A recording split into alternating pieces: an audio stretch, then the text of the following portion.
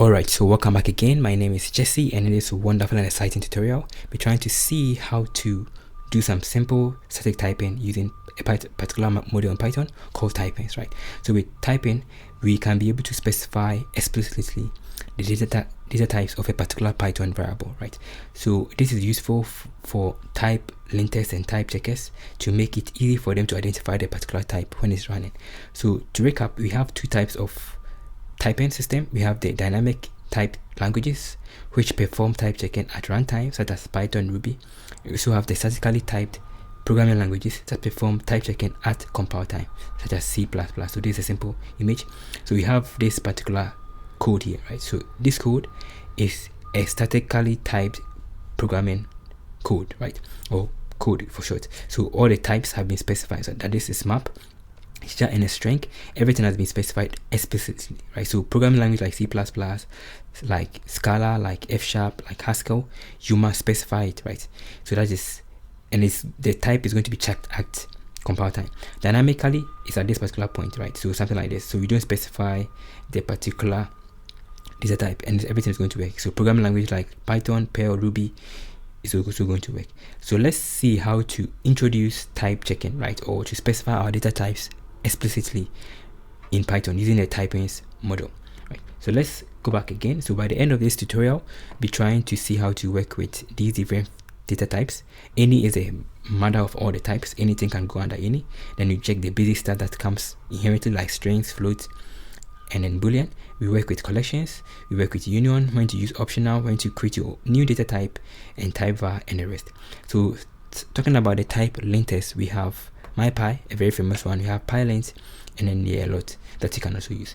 But you'll not be going through this, you'll be just checking the typing models. So let's go back and see how to work with it. So I'm going to start from scratch. So we'll be doing something very basic. So this is going to be the basics, right? So the basics data type that we know. So let's start with this. So this is going to be basic data types.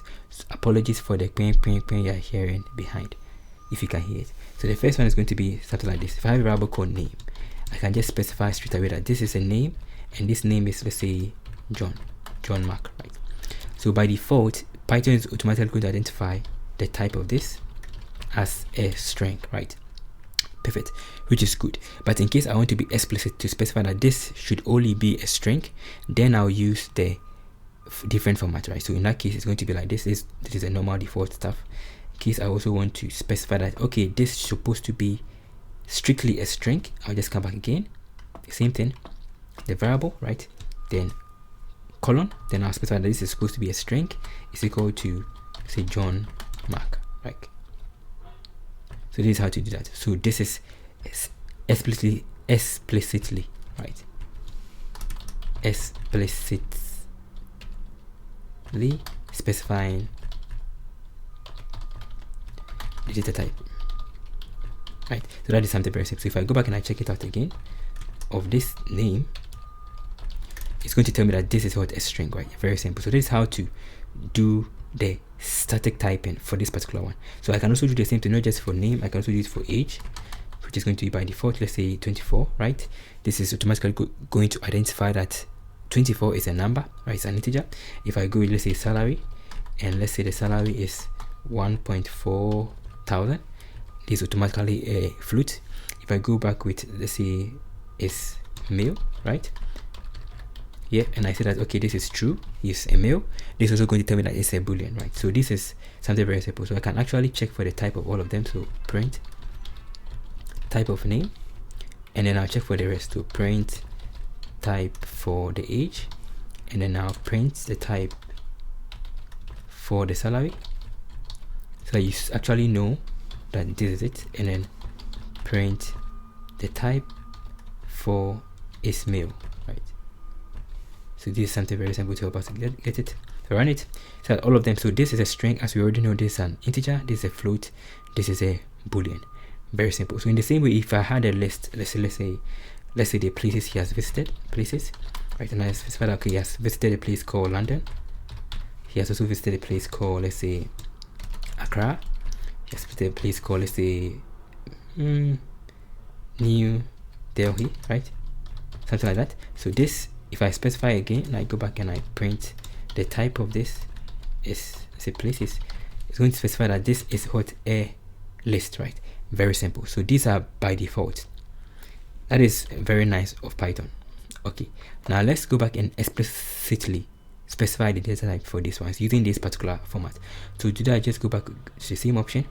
So this is going to be for the rest, right? So we had age, so age is going to be age colon, right? And I specify that the age is what an integer. I specify the age for that particular one, which was 24. The same thing for the next one, which was salary. Salary was what, that was a float.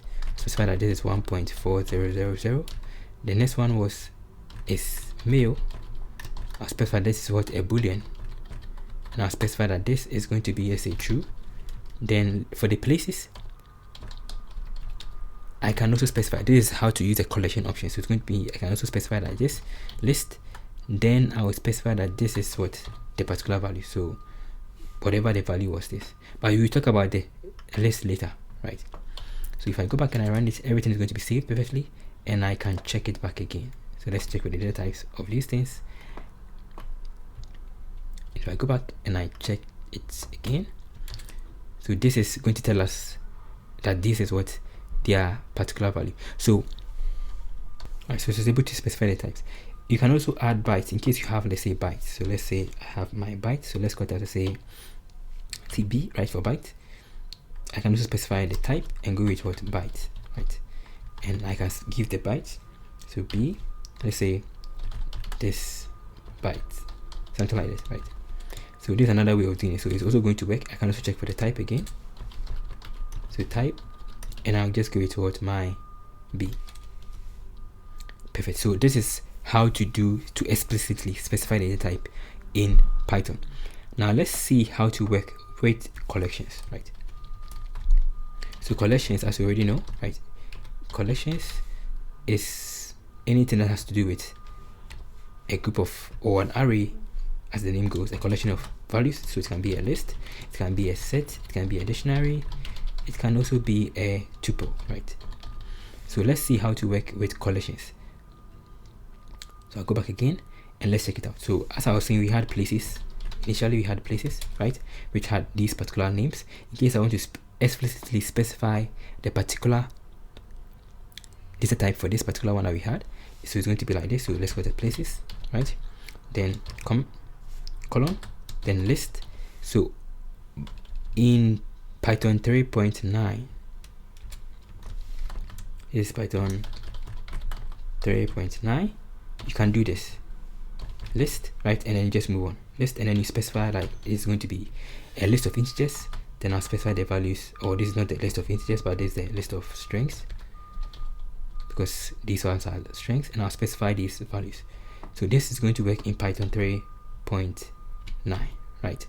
Perfect. But for Python 3.6 or from Python 3.5 and upwards,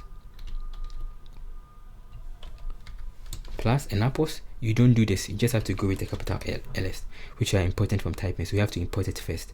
So let's import it from typing. So it's going to be, let's import it from typing. So this is going to be the typing model. So let's explore it first. So I'm going to import typing,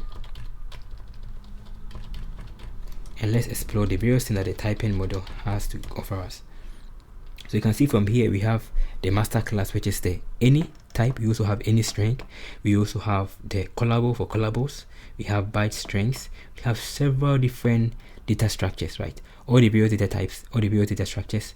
We even have list. We have denke, right? Another data structure, default dictionary, and the rest. So all the various data structures and data types can be found in this particular model.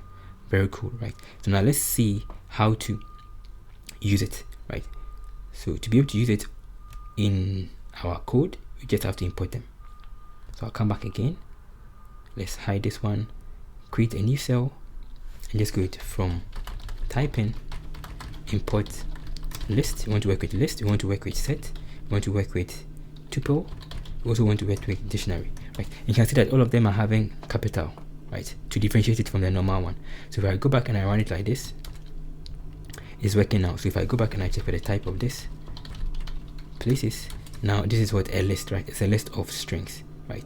Very simple, very nice. So in case I also want to create another one, let's say even numbers, right? In that case, it's going to be a list of only even numbers, integers.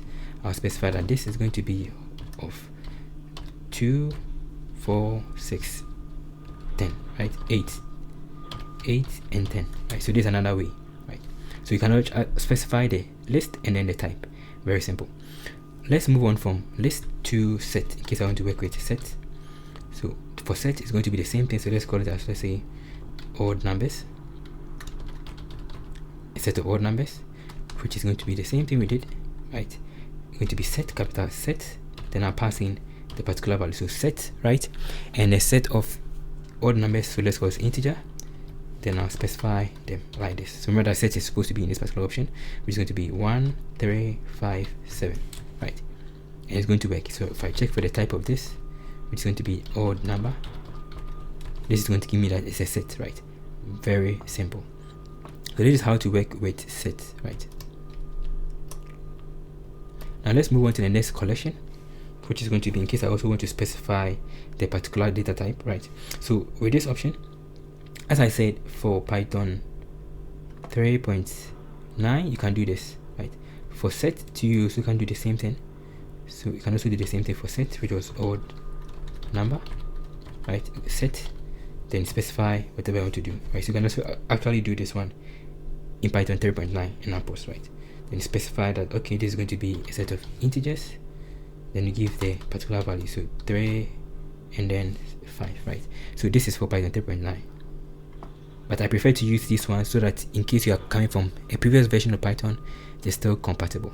Now let's see how to work with tuples, right? So in case you also want to work with tuples, just go with this. So let's go with my tuple.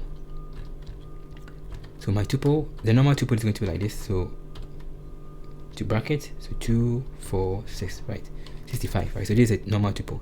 If I check it out of my tuple, this is going to be a tuple, right? This is a normal one. But in case I want to explicitly specify, I have to just go with this option, which then I'll go with tuple, right? Then I'll specify, okay, this tuple is consistent of what? Integers, right? So that's how to do that. If I run it again, perfect. And one nice thing about the tuple is that with the tuple, you can also specify, a tuple of fist size, a tuple of fist size, right? So I want to get the tuple of this fist size, so this is my tuple 2, right? It's supposed to be of fist size, so tuple. I want it to consist of integers, right?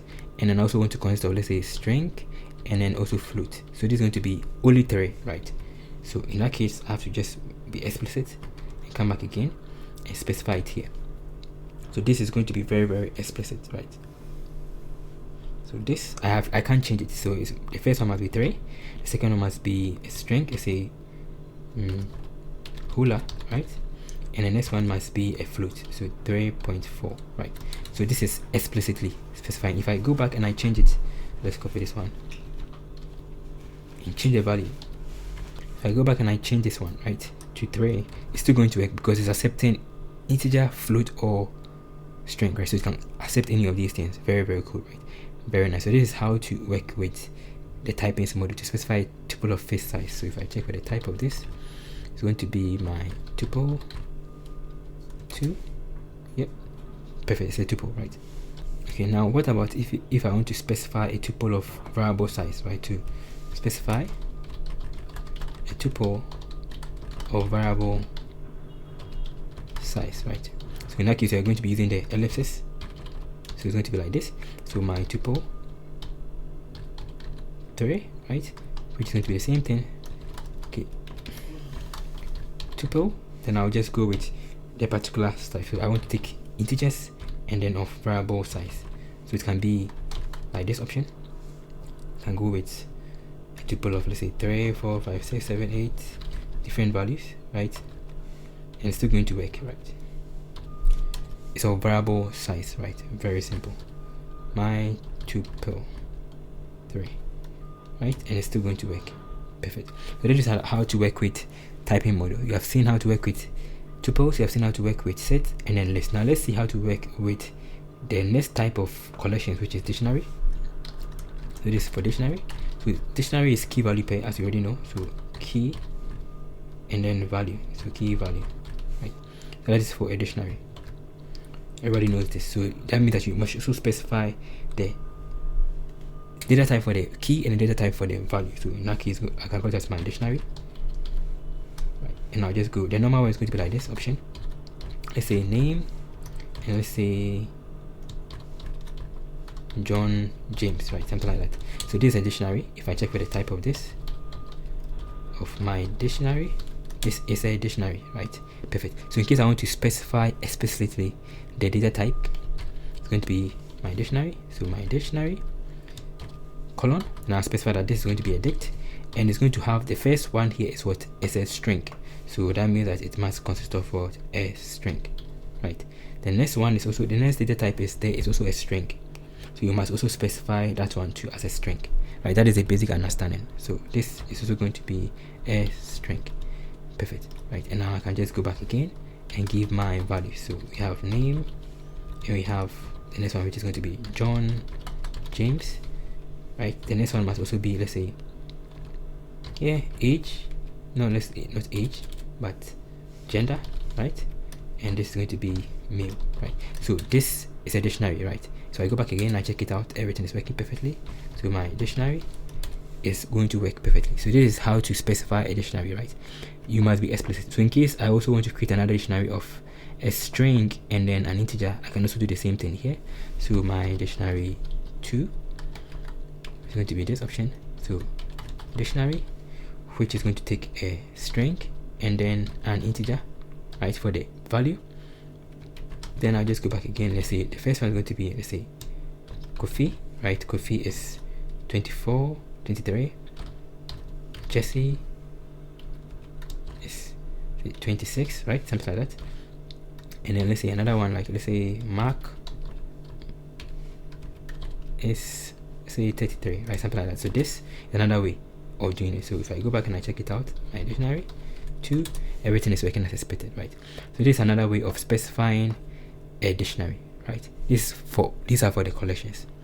Now let's see how to work with unions, right? Unions.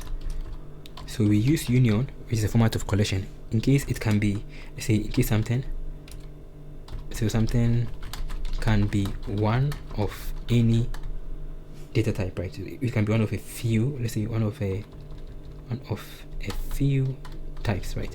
So in case it's some, you have a list, let's say I have a list of, let's say, salary, or not, let's call it salary, but let's call it, say, A, right?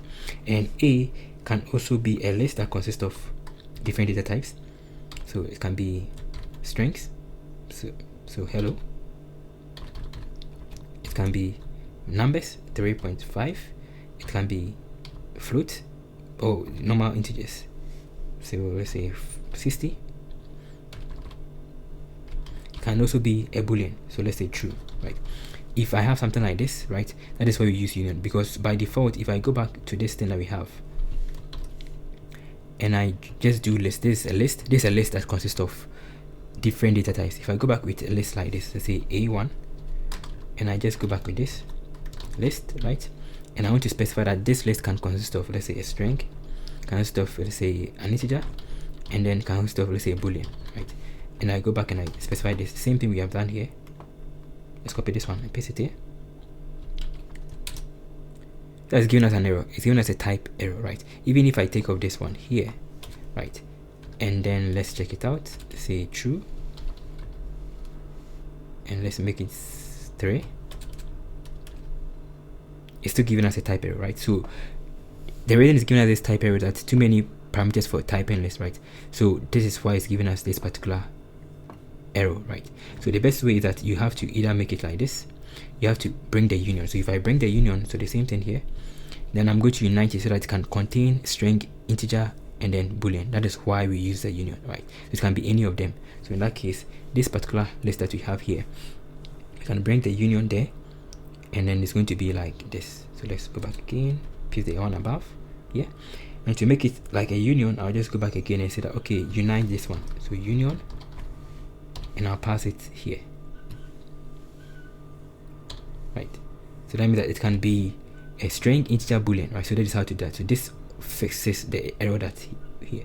This fixes the error. This is going to generate an error, as you already know, but this is going to fix that particular error that we are having, right? So it can be a string, it can be an integer, it can be a boolean, right? So let's take off this in other. I go back again. We need to import union because we have not imported union, so I have to just go back again and import union from typing. So from typing, import union, and then I also want to import any, and I also want to import, let's say, sequence, right, in case I want to use it, right? So in this case, I'm imported union, and now I can just go back again and check this, and this is going to give us hello 3 true. So I can use multiple different data types for a particular list, right, using the union, right? Very simple. So now if I check for the type of this E1, this is now a list, right? Very simple. So that is how to use and when to use a union, when something can be one of a few data types, in case you want to use multiple different data types. So this is going to be a heterogeneous data type, right? Very simple, not homogeneous. Okay, now let's see how to work with the any, right? So how do you work with the any? So any is used if you don't know the type. If you don't know the type, it can be any type. So type is any is a matter type, right? So in that case, I can also define something like, say, A2. I don't know the type. In case I don't know the type, I can just go with like any, right? And I can just put in there. So at least I don't know the type of this particular values there. I don't know the type, right? So in this case, I can use any. So if I go back and I check it out, it will automatically infer it on it. So A2. You're going to tell me that it's a string, right? Very simple. You can actually do some casting. So in case I have another value here, let's say I have A3, and then this A3 is, I put, let's say, A3 any, I don't know the type, and then I'm going to put inside a list. So let's call this, let's say 4, right? Perfect, right? So this is A3. If I check for the type of this, it is a list, right? But in case I want to do some casting, right, to cast the entire stuff there, I can also do casting. So this casting, right, to infer. So casting is a helper function that lets you override, right? This one helps override. How can I spell it? Yeah, override and infer type, right? So how do you do that? So you can just go with, so from typing, import cast, right? And we use cast to help us with that.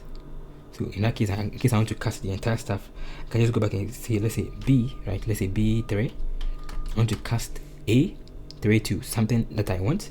So in that case, it's going to be my cast. It is going to be a list. I want to cast this particular value, which is in the format of an integer, right? It's an integer. I want to cast it, let's say, from an integer to a string or something. So this is an integer. I want to cast it into an integer, right? So A3. Now, if I check it back again, type of B3. Now it's a list, but now it's an integer. I can also change it from this one to, let's say, let's make it like string. And I check it back again, it's going to give me like this, what it's a list, but the particular type there is what is now a string, right? That is how to do the casting aspect. Very simple. So now let's move on from, we have seen how to work with any, we have seen how to work with the union. Now let's see how to work with the sequence, and then we move on to working with functions. So we use sequence. This is going to be sequence. So sequence is used when you don't care if it is let's say a list or a tuple, right? In case you don't care if it's a list or a tuple, that's when you use a sequence, right? So let's see how to work with a sequence. So I'm going to create a simple function to work with this. So to work with sequence, you have already imported sequence from typing. So from typing, import union any and then sequence. So we want to use sequence to help us do something simple. So I just go back again and create a simple function, which I'm going to call that square it function. So I want you to square something. So square something, and then pass in all the elements, right, that I want to work with. So elements, and I want to say that the element that I'm getting is going to be a sequence. So it can be a tuple, it can be a list, it can be anything. This is how to work with I'll go back again and explain this one again. This is how to specify the data type of a function argument, right? Perfect. Then I'll specify, okay, this can be a sequence of floats, right? And I want to return the result. So this is going to be the question mark here. The arrow here means that this is going to be the return result. It's going to be a list of, we can make it a list of, say, floats, right? So it's going to take, I don't care if it's a tuple or a list, right? Take it. Whatever the element is going to be, take it. But it can be of a tuple of floats, a list of floats, take it, right? And then return a list, right? And then now let's return it. So return our value. So let's call it as a multiplied by, say, 2. We are squaring the value, so for a in the elements, right? So let's run this particular one. So if I go back and again I check it out, so square it, and let's pass in, you can pass in any value. So I can pass in a tuple, or I can pass in a list, right? So let's pass in a list first. So 3.4 and 4.4, so yeah, 4.4 or something like 2.5, right? So if I pass it there, it's going to square them and give us our result, right? So this is passing in a list of floats, right? I can also do the same thing and pass in a list of a tuple of floats, and it's going to identify it and work for us. So pass in a tuple. I can also pass in a tuple of floats, and it's going to work for us, right? So because we don't care if it's a list or if it's a tuple, we can use the sequence option here, right? And then the sequence is going to pick whether it's a tuple or it's a list. It's going to give us, because it's supposed to be a sequence, a tuple can be a sequence, a list can be a sequence. Very simple, right? Now let's move on from this and see how to work with functions, right? Functions, very important. So how do you declare the data type of functions and the rest, right? So very simple. So let's create our simple function. So let's call it, let's say hello, right? A simple basic function. So this function is going to take a name, right? So the name here is going to be the argument, and specify the data type. So the data type is a string, right? And the next option is going to be the return value. We have this particular arrow. So the arrow, this is the arrow. So I want to return something. So I want to return also a string, right? And now I'll just go back and say something. So let's get our result. So the result is going to be my string, which is going to be hello dot format. Now pass in my name, right? And now let's return it, return the result. So now this is a simple function. If I check it out for the type, question mark, and I go with say hello,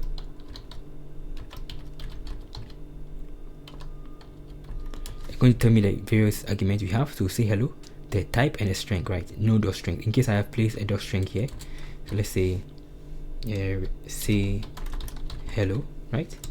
And I go back again and I check it out. You can see that you're going to have the dot strings here, right?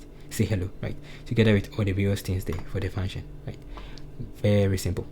Okay, it's supposed to be this option.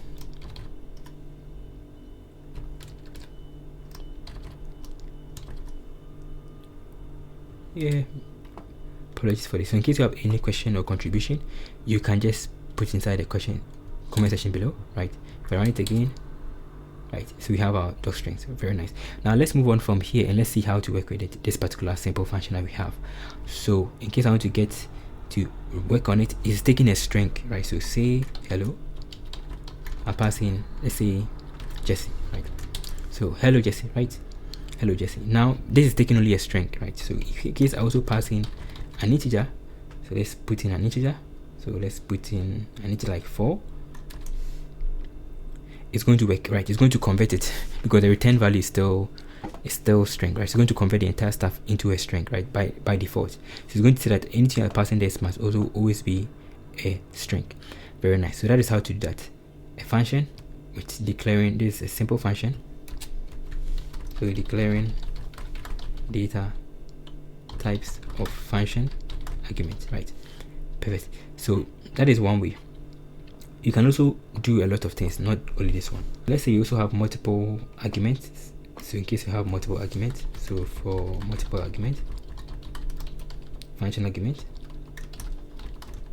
how do you do that? You can also use the same thing. So let's create a simple function, and this function is going to be, say, add numbers, and I'm going to pass in my number 1, right? So this is going to be an integer, and number 2 is going to be an integer, right? So, and I'm going to return, let's return what an integer also, right? Perfect. So we can just add them together. So return number 1 plus number 2. Right. No, I made a mistake here. Number 2. Perfect. Now if I add these numbers, any number I'm going to add there, so 3 and then 4, going to return it perfectly for us. If I add float, so 3.4.5, can't spell 0.5, it's still going to work, right? So that is how to work with multiple argument. Very simple, very cool, right? So there are a lot of things you can do with it, but this is just an overview of it. You can also specify the new data type in case you want to create your own data type.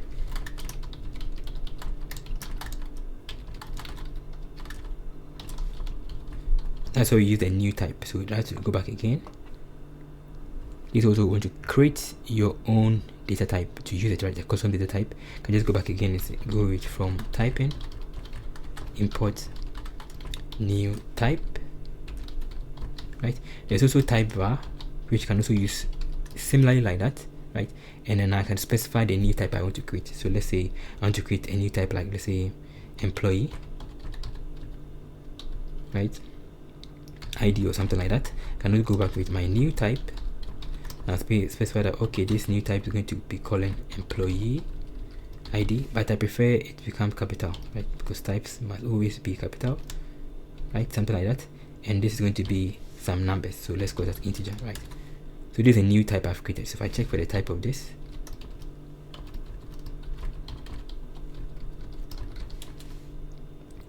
this is a function, right? The new type is actually a function that's going to be used to create a new data type of its own, right? And now I can just do anything I want to do. So this is my own new how do you call it, new data type I've created. So let's create a simple function to get, let's say, employee name, right? Or employee ID or something. Then I can just go back with my function. The function is going to take the user ID, so employee ID, right? Which is going to be using the employee ID data type, something like that.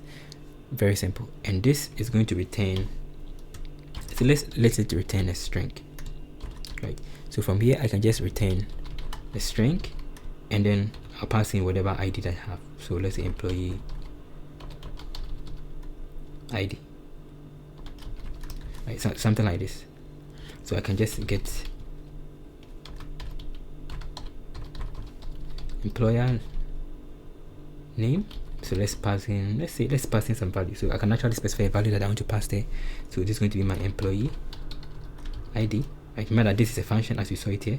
So employee ID is a function and takes in an argument. So the argument is, let's say 33230. Perfect, right? So that is something very simple we can do with it. So this is how to create your own new data type using the new type. So thank you for watching this tutorial. So to recap, the Power package is very powerful. It allows you to be able to do some very cool stuff. And with this, you can also use MyPy to do type hinting or type checking. So thank you for watching. So in case you have any question or contribution, you can just put it in the comment section below, and then check the links below for some interesting materials and then some powerful stuff. We also have a Patreon channel that you can also support for this channel. See you another time. Stay blessed. Bye.